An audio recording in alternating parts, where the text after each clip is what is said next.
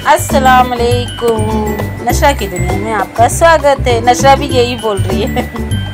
आज संडे का दिन है। I know guys, I know मैं लेट हो चुकी हूँ, बट क्या करूँ, थोड़ा बिजी थी। ये वापस से हम संडे का दिन आ गया। सुबह बन रही है कलेजी, साथ में राइस, और कुछ भी नहीं, घर का काम हो चुका है और बाज़ार भी आ चुका है। एक्चुअली उस दिन आने वाले थे दीदी हमारे घर पर, तो उस दिन घर पर चल रही थी तैयारी। काम वाली आकर घर का काम कर चुकी थी। अब नशरा रेडी हो रही थी नहाकर, और मेरा वही सुबह का खाना बन रहा था। इसके अलावा आज बनेगी स्पेशल बिरयानी, जिसकी रेसिपी मैं आपके साथ शेयर करूंगी और बाद में बताऊंगी वो कहाँ से सीखी है, और उसकी रेसिपी भी शेयर करूंगी। अगर आप लोगों को समझे तो आप लोग नोट कर लीजिएगा। ये कलेजी में डाल रही थी मैं दही।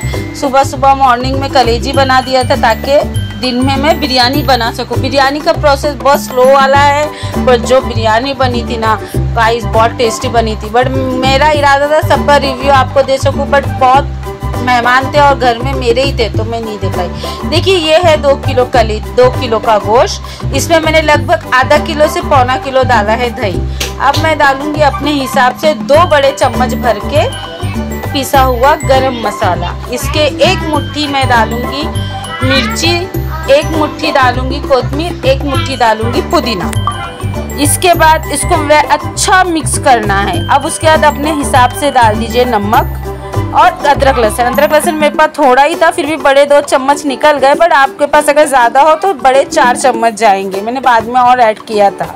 इसके बाद इसमें जाएंगे 4 से 6 नींबू, क्योंकि ये खट्टी बिरयानी होती। कच्ची अखनी हैदराबादी बिरयानी सुना होगा, हमारे गांव में ना शादियों की बिरयानी जो होती है ना, वो इसी तरह की होती है। इसमें इसके बाद डालेंगे 4 बड़े डोंगे तेल। अब बस इसको इतना ही डालना है। साफ़ करने के बाद उसको अच्छा सा मिक्स करना है। खट खट खट, मतलब जितना मैंने मसाला डाला है उसको बस ऐसे ही चम्मच हिला हिला के।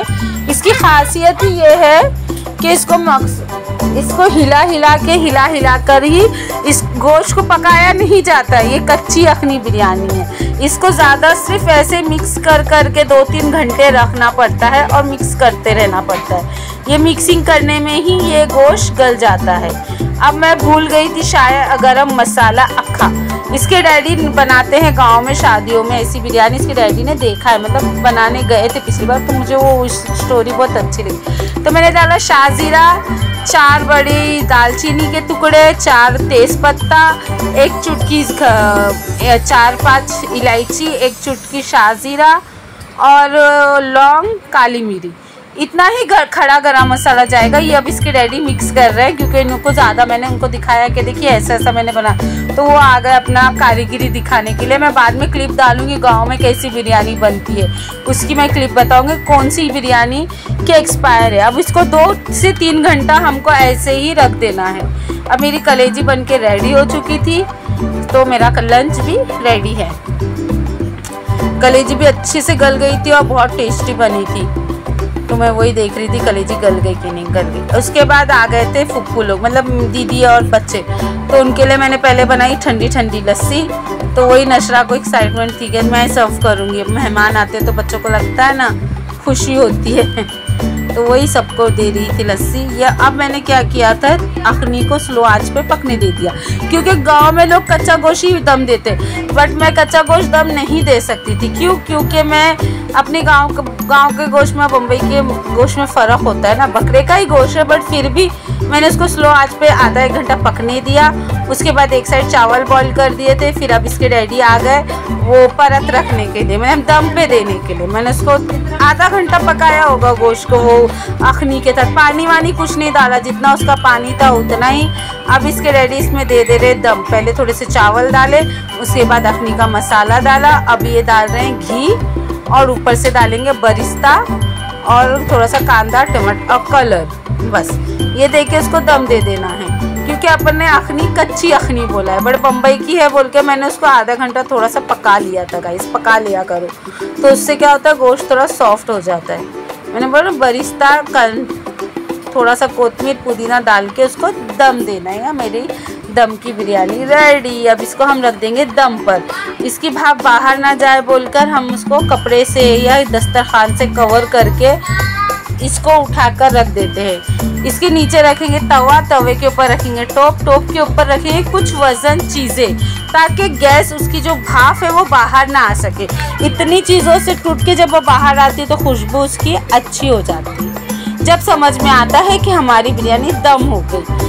अब आज और उस दिन था 4 जून, तो सना का बर्थडे भी था, तो हमने एक छोटा सा सेलिब्रेशन किया। मेहरवन से केक मंगाया और सना और अजीम वैसे तो रात में खाना खाने आने ही वाले थे। बीच में बच्चों की पार्टी हुई थी शीख पराठा वगैरह की, मैं शूट नहीं ली क्योंकि मैं काम में थी। तो मुदस्सिर ऐसा लग रहा था सना का नहीं, ये मुदस्सिर का बर्थडे, मुदस्सिर ही एक्साइटेड था और मुदस्सिर ने ही काटा केक भी। इसी तरह 4 जून के बाद और कुछ हुआ है। सारी फैमिली जमा हुई थी, हमने खाए केक, बिरयानी। मैं खाने के टाइम पे भी जब घर में मेहमान आते हैं तो अपने को होश नहीं रहता कि अपन इसको वो कर सके क्या, मतलब शूटिंग कर सके। इस वजह से मैं कुछ चीज़ें मिस कर जाती हूँ और कोशिश करती हूँ ज़्यादा से ज़्यादा शूट कर सकूँ। फिर क्या था, इसके बाद केक कटिंग के बाद हमने खाया खाना खाने के बाद फिर याद आ रहा है मुझे शूट करनी थी, तो ये बची हुई बिरयानी का वो पूरी बिरयानी माशाल्लाह ख़त्म हो गई थी। उसके बाद मैंने बनाए थे शुरखुमा और भाईजान को पीनी थी चाय। देखो मैंने बोला ना गांव में ऐसी बिरयानी बनती है, तो ये इस तरह की बिरयानी बनती है शादियों में। जो ये वहाँ पर भी वही कर रहे, उसको हिला रहे। मैंने इसलिए आज बनाई थी शादियों वाली बिरयानी, कच्ची अखनी बिरयानी। उसकी रेसिपी के साथ संडे का दिन एंजॉय किया हम आपके साथ। आप उम्मीद करती हूँ आपको मेरा ब्लॉग अच्छा लगा। ब्लॉग अच्छा लगा हो तो लाइक सब्सक्राइब ज़रूर कीजिए। बहुत सारे हैं, 4 जून से लेके आज तक की क्लिप्स है, डालूंगी ज़रूर। अल्लाह हाफिज़।